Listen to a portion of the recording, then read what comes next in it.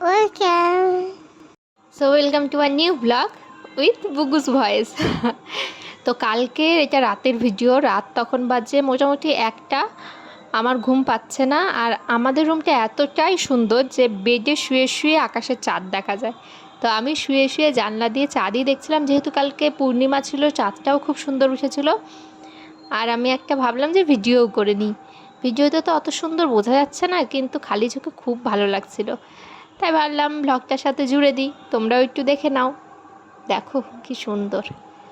তো আজকে সকাল সকাল মুকুল চলে গেছিলো বাড়িতে, ওর বাড়িতে ওর ছাদ ঢালাই ছিল 3তলা, সেই জন্য। তো আমি বাড়িতে বোর হচ্ছিলাম, কী করবো, ভাবলাম একটু পায়েস করে নিই সন্ধেবেলাতে।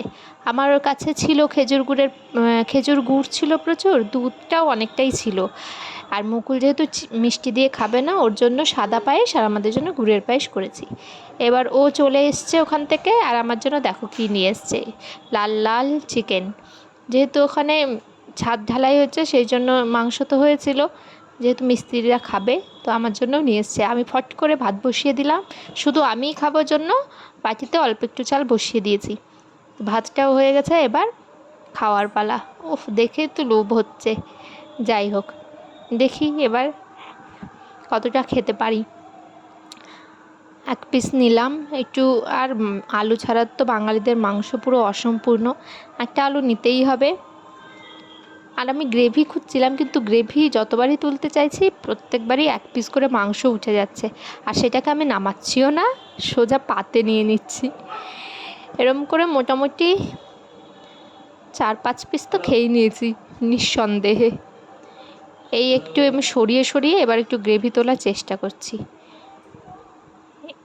দেখে যা লাগছে, উফ দারুণ। এই দেখো তেল তেল সেই ঝোল।